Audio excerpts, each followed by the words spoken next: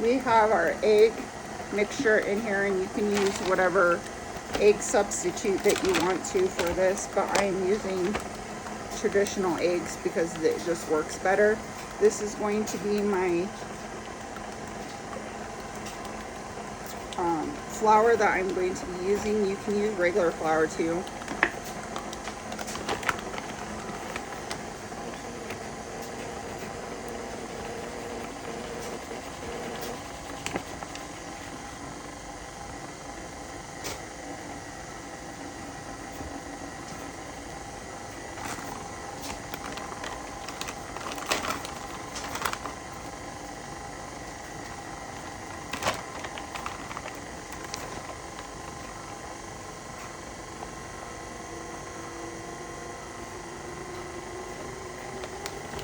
And I don't think I added salt to it, so it does need salt.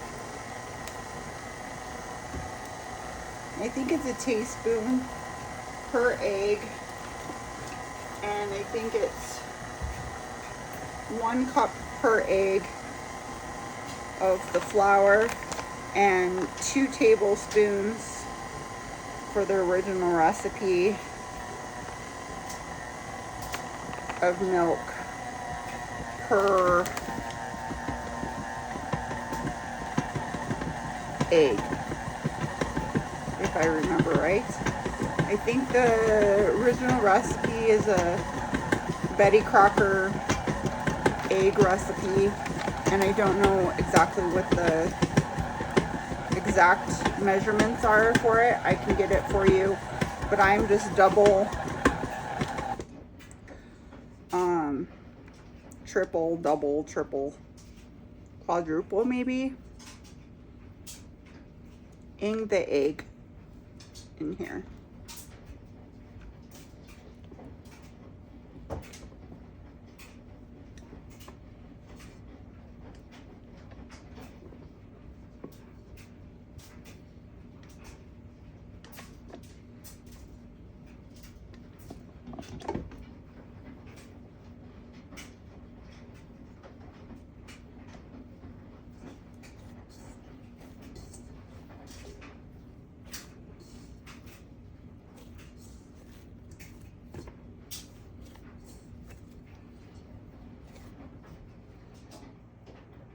So this part people are going to probably say something about, but technically even with the other one, I've never ever gotten sick. This recipe has been around for ages and upon ages of doing this, and I've never had any problems. But according to the recipe, you want to roll these out into little circular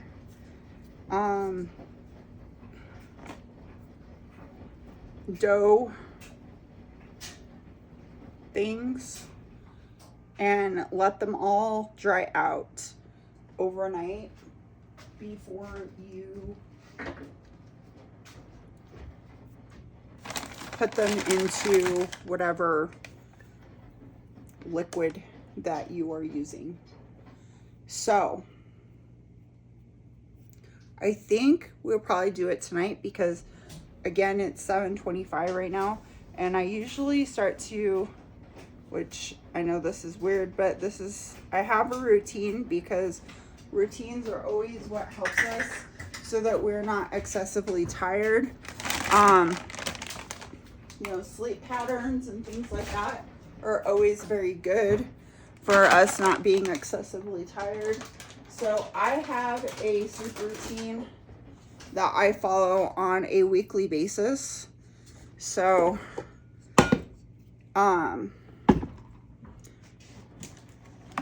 sometimes my sleep routine is really bad though. But I try to get into my bathtub by 8 o'clock every night.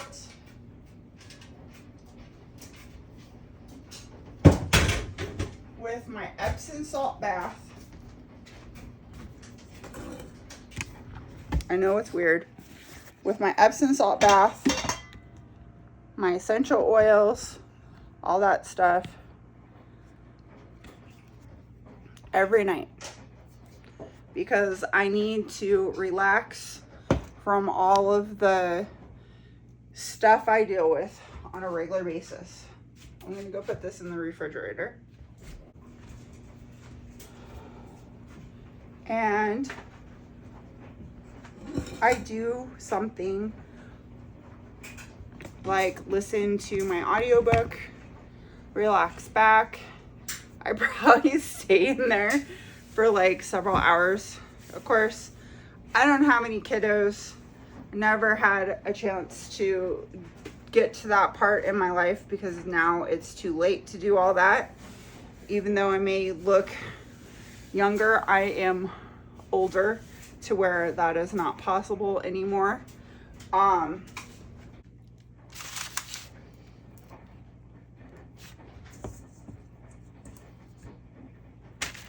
Could almost use a tortilla press. I thought about that too. Might be an option. Wash out my bowl later.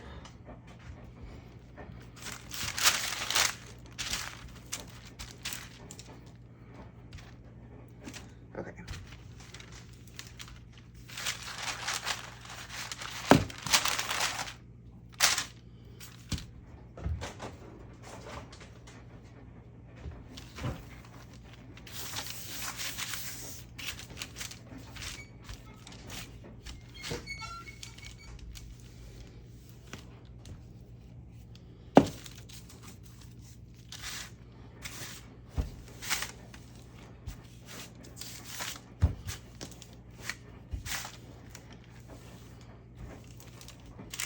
And it just depends. You could also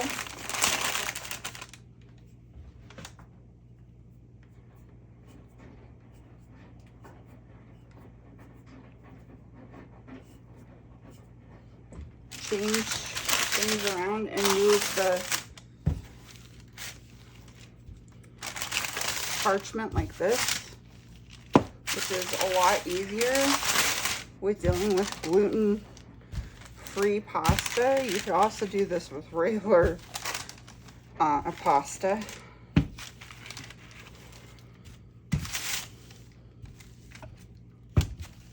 Okay, I'm gonna leave this one alone. That one's done.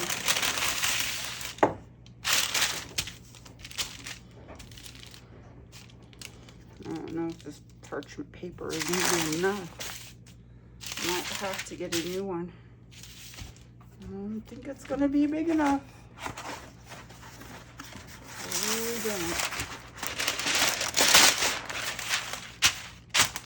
There you go.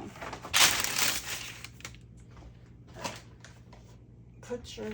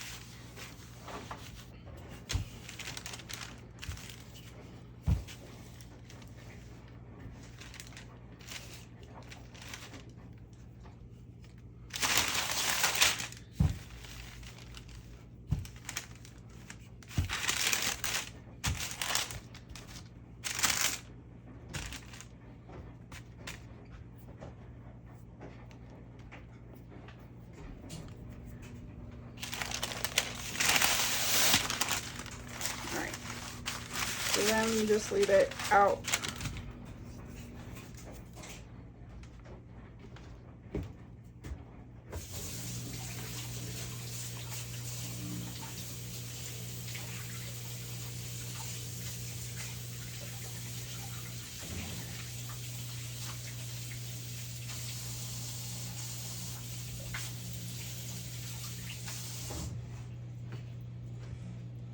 Okay, so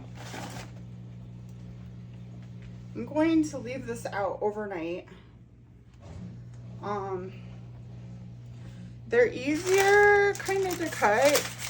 I mean, if they dry out a little bit, at least 24 hours, they're a little bit easier to slice up into little pieces. We may have to use a thickening agent because there's not probably enough flour in here.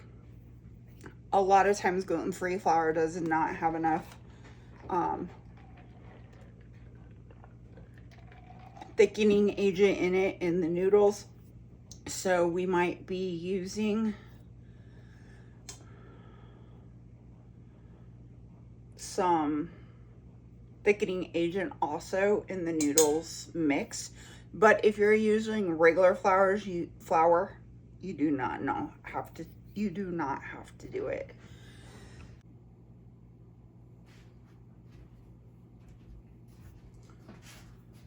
Okay guys, we're back for the noodle part of things. So if you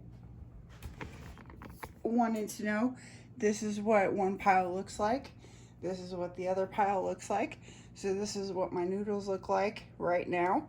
I just cut them into little thick wedges because that is what we're going to be using them for, is going to be a chicken and noodle recipe. So when you make your noodles, you can cut them however you want to. I'm going to take this over to here because we're gonna use them in a broth over here. So if you want to pay attention to that video will be next on the agenda for making these types of noodles. You can also use them for other things like, you know, your traditional spaghetti sauce, you know, things like that. So I do have a link in my descriptions too with spaghetti sauces if that is something that you guys want to use. So it's nice and dry after being here and sleeping overnight. This part must have gotten covered a little bit, I think, by some of the parchment paper, so it's not as dry, but that's okay. I'm not too terribly worried about it. You know, I am a perfectionist in a lot of things that I do, and a lot of times with art and stuff, and I've had to learn over the years that perfection is sometimes not something that happens with gluten-free flours.